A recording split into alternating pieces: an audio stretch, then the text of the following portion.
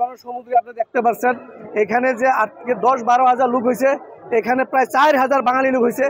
বাঙালিরা আজকের ডেটে আসামে একটাই পরিকল্পনা চিন্তা করছে যে বিজেপি হাটাও, বাঙালি জাতিকে বাঁচাও। আর বিটিসি অঞ্চলে একমাত্র বিটিআরের চিফ প্রমোদ বড়ুকে বাঙালিরা নিজের বলে হাতে মানে নিচে কুলে নিছে।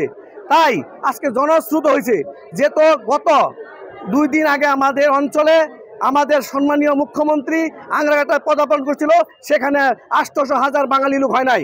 বিভিন্ন অঞ্চল থেকে এখানে আসামের মুখ্যমন্ত্রী আমাদের যে বিজিত গণনাথ হববন্ধু উনি মানে ভাড়াটিয়া কিছু লোক এখানে আনছিল, কিন্তু আজকে প্রমাণ হয়েছে যে আমাদের এই অঞ্চলের লোক কীভাবে জনপ্রিয়ভাবে বাইরে আসছে। আর বাঙালিরা কখনো এখন আর এই বিজেপিতে নাই। বিটিআর অঞ্চলের চিফ প্রমোদ বড়ুর নেতৃত্বে বাঙালিরা সুতোভূতভাবে আগামী এই বিটিআরের নির্বাচন 22 তারিখে বিপুল ভোট টেকনোলজিতে সরকার আনতেছে। ডি ভোটার তো আমাদের মুখ্যমন্ত্রী বলছে ডি ভোটার বলে ডাক্তার।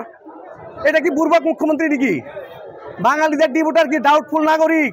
আমাদেরকে মানে এসে বলি পাঠাবার শিখেছে নাকি যে বল খেলতে আসলো, বল দিল, গোল দিল, তারপরে খেলা শেষ 1 বছর পর আসলো, এরকম ভাষণ।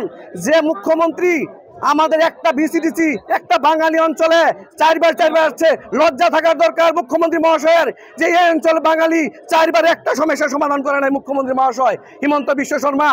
উনি একমাত্র আমাদের বাঙালিদেরকে চিনিমিনি খেলতেছে, চিনিমিনি ফুটবল। এই মুখ্যমন্ত্রীকে আমরা আগামী 2026-এ আসাম থেকেও তাড়াবো আমরা।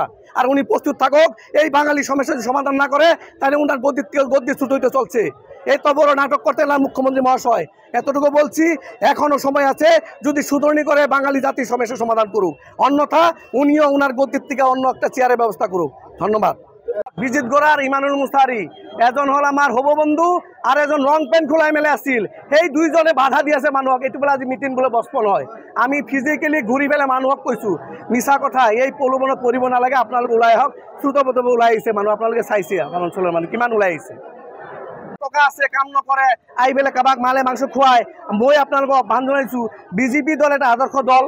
বিজেপি দল ৰামৰ দল কয়, ৰামৰ বংশ দল। সেই ৰামৰ বংশ দলটো একবাৰ জানিব লাগে, ৰামৰ বংশই কেতিয়াবা মানুহৰ মাৰা পিটা কৰে নেকি? গাহৰি খুৱাই নেকি? মাল খুৱাই নেকি? বিজিত গড় ডাঙৰীয়াই গাহৰি আৰু মাল মাংস খুৱাই সেইটো নেকি? ৰামে কি খাইছিল? আপেল, আঙুৰ, বেদানা, কিচমিচ খাইছিল। আৰু সেই ৰামৰ দলে মানুহক মাল মাংস খাব, টকা খুৱাব এইটো নেকি? মাল মাংস খোৱাতকৈ ভাল বস্তু খুৱাই পেলাই ভোট আদায় কৰক।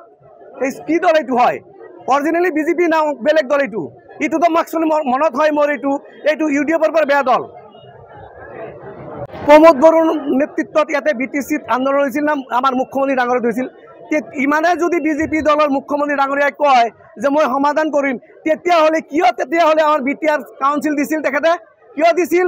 তেখেতে মনত ৰাখিব লাগে, বড়োসকলৰ সুকীয়া এটা ষ্টেট, সুকীয়া এটা দাবী সেইটো পূৰণ কৰিছিল। এতিয়া তেখেতে দমবালি মাৰি লেকচাৰ মাৰিলে নহ'ব। বিটিচি 6 চিডুলত সংবিধান আছে, তেখেতে সংবিধান বন্দিতে কাম কৰিব। মুখ্যমন্ত্ৰী ডাঙৰীয়াৰ নিজাববীয়া পৈতৃক সম্পত্তি নহয় বিটিচিখন।